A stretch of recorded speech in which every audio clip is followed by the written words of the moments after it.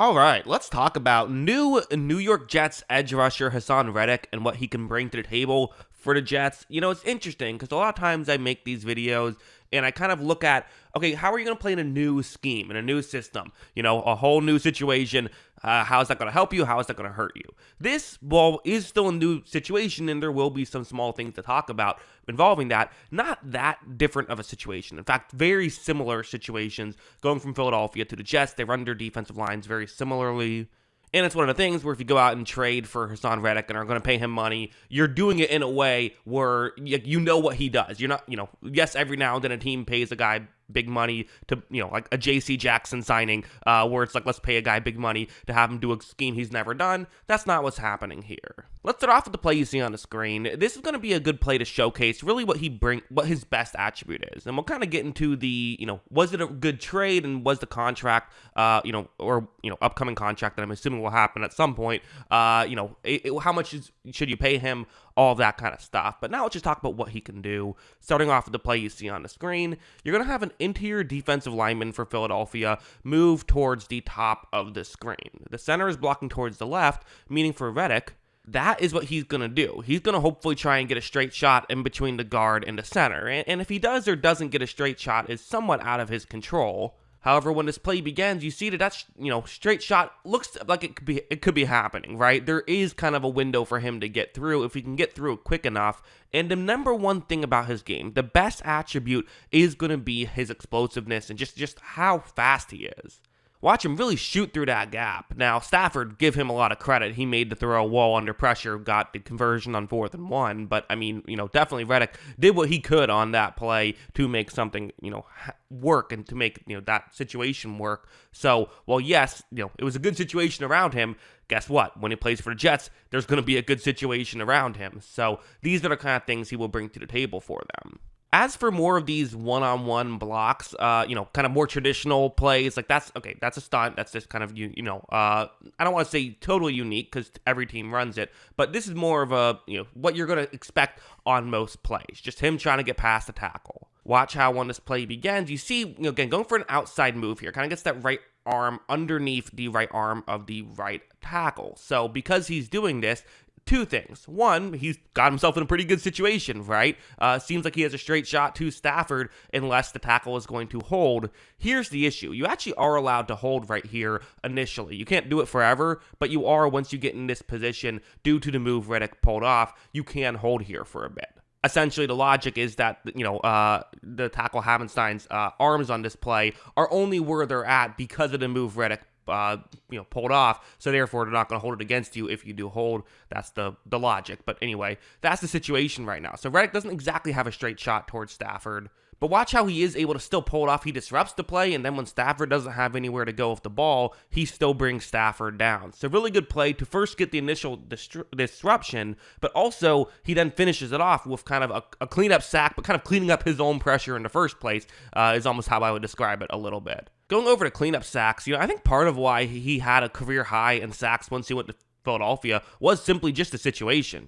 2 years ago was his career high in sacks when he was in that great defensive line. And this plays a good example where, even though this is last year, but what's going to happen is it's going to be double teamed. The halfback is going to be coming in and blocking him. Watch how when this play begins, you see that, okay, two players do get on Reddick. Not really a lot of area for Reddick to go on this one, right? It is what it is. Two guys on you. And again, usually as an edge rusher, you lose. Usually, more often than not, 80 to 90% of the time, you are losing your rep in the pass rush situation.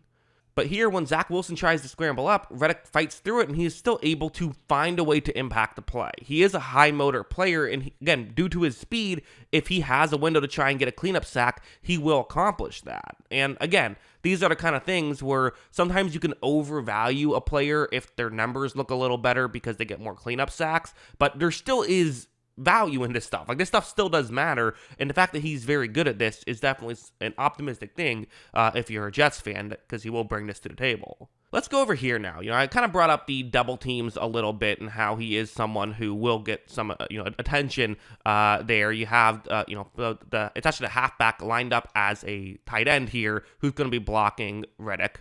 when it begins, you see that he kind of, again, I say double team, it's really more of a, the halfback starts off blocking and then goes and runs a route. But you see, Reddick went very far to the outside and kind of has worked, right? He did get around the halfback. The issue, of course, that there is a tackle right in his, area, and also that Reddick is currently trying to not fall down. But watch Reddick get back to his feet. He gets over and he's able to make the tackle on Stafford. That is the speed that he has and that acceleration off the line is very good. Now, can it have some potential issues? I mean, it hasn't. I wouldn't say like I'd be concerned, but I guess you could maybe go there if you wanted to. Like stuff like this is what I'm talking about, where, so again, you're going to have a player who's chipping him at the line, so the tight end blocking him at the line, then runs out and runs a route. The tackle will then get over and make the play. When this begins, you see Reddick goes around the tight end. Again, kind of a similar concept here, except this time Reddick isn't even falling down, so this should be a great situation, right? Well, the tackle this time is able to go over and knock Reddick out, and also Zach Wilson does a good job in that play of stepping up in the pocket, so, give him credit there to be aware of what Reddick was doing. It's more manageable sometimes if you know what a edge rusher is doing. That's definitely true. But at the same time, like, people have been knowing what Reddick has been doing for years now, and it hasn't slowed him down at all, so I wouldn't be too concerned about it. But I guess you could maybe make that argument if you wanted to. As for the run defense game, we'll use this play where he's the one who I've circled. He's the unblocked player at the line. I would definitely say his run defense is not what his pass rush is. I think, you're getting a pass rusher. That's what you're doing. That's what you're trading for. That's the mindset here. However, when this play begins, you see that, again, the reason why you leave the edge rusher unblocked is usually it's going to be a run to the other side of the field, and you can't block everybody. So right here, Reddick is the unblocked guy. And when Cook kind of cuts in his direction, you see Reddick is able to just make the tackle. To me, this is what Reddick does, is he does his job in the run defense game. He's not often going to wow you, although he will have his moments where he wows you. I would say he's a good run defender, but also does a good job of just, it's such a team sport. Run defense is such a team sport thing that, like, you just need guys who can come in and do their thing. Obviously, yes, it's nice when someone can do more than that, but if you can just make your play, make the tackle, you're usually going to be all right. So what do we make of the move in general then? What's kind of, final thoughts, general thoughts on the trade itself? It's a third round pick that could become a second round pick, which what he has to do to get the second round pick is kind of high, but at the same time, he's done that like each of the past 4 seasons. So it's totally possible he'll do it again. It's just kind of, to me, it's a complete like 50-50 if it'll be a second or third round pick. But I also think it's worth mentioning that the contract, it's currently a 1-year, $15 million deal. Now, I'm assuming there's some sort of extension coming. That hasn't happened yet. But, again, if it's that draft capital for a 1-year rental at $15 million, you kind of can understand a little bit more of why this is, why you're not going for a ton of value. And it is a bit to give up for an edge rusher, but he's a really good edge rusher, and that's why they're doing it. So for me personally, I love the move. A draft pick isn't really helping you that much in this situation, and it's not even for this year that the draft pick is. It's for next draft. So, draft pick helps you a little, right?